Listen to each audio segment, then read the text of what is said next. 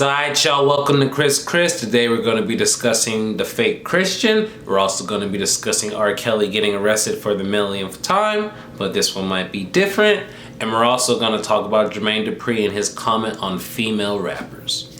So fake Christian was trending on social media the other day, and the first thing that popped up in my head, I was like, are they talking about Mike Pence? I do a little research, I click on it, read it, turns out they are. So why Mike Pence was trending for fake Christian, he went to an immigration detention facility. You know, those facilities where kids have been dying, there hasn't been enough space and all of that. So Mike Pence finally decides to go to one of these jam-packed things. And while he's there, some of the immigrants are yelling that they have no food, they're hungry, they haven't been able to bathe in weeks. You know, if you're a devout Christian, you go through that, you see that, you're gonna be like, damn, this shit gonna make me feel a different type of way. Apparently, Mike Pence is a different type of Christian. So why Mike Pence is a different type of Christian, I'm gonna show you the clip.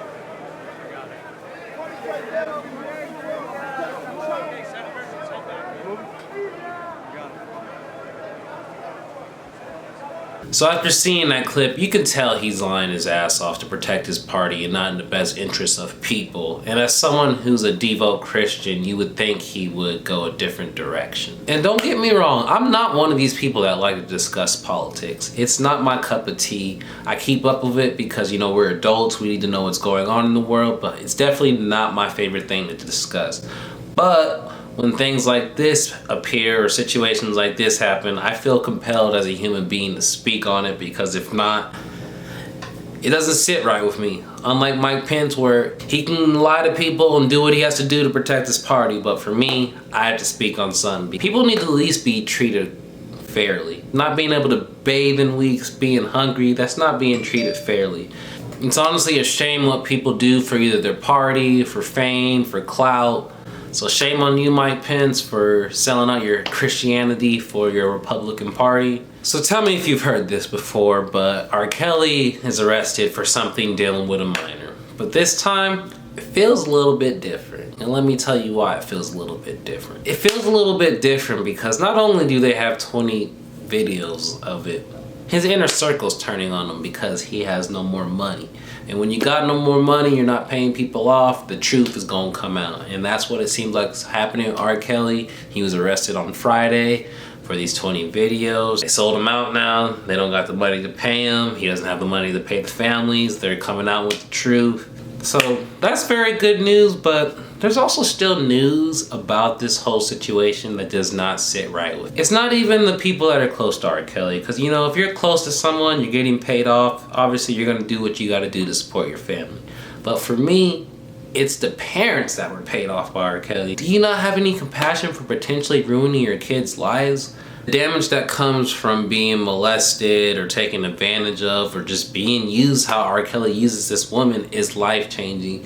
And some of these parents, it just feels like they do not care. They just wanted that paycheck. Now that the money's dried up, they're trying to turn them in, like, oh, for my daughter and all this other stuff. But it really doesn't sit right with me. So let me know in the comment section, how do you guys feel? Do you think that the parents, should they even potentially like get in trouble for something?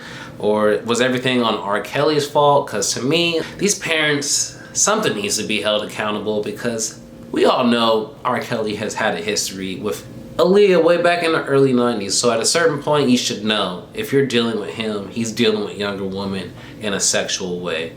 So yeah, please let me know in the comments how y'all feel about that.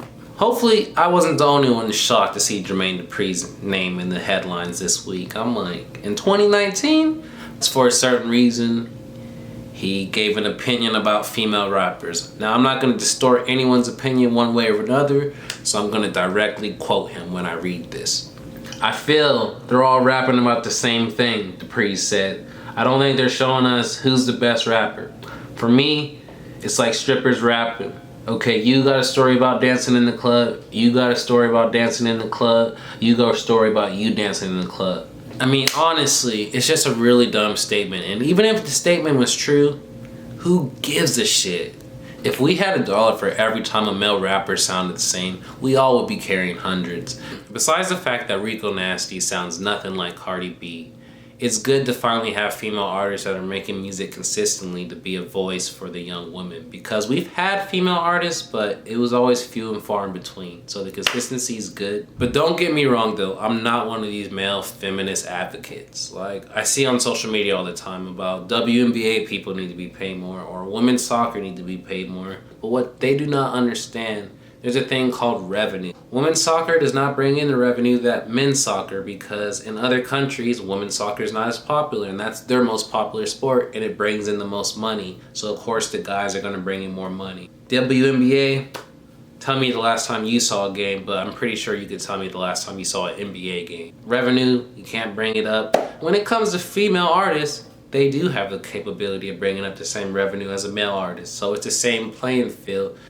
Jermaine Dupri to me just sounds like a hater at the end of the day. Women in hip hop are going nowhere. You can either be part of the movement or you can continue being a hater like Jermaine. Besides the fact that all female rappers do not sound the same, just like every male rapper is not about drugs or killing someone.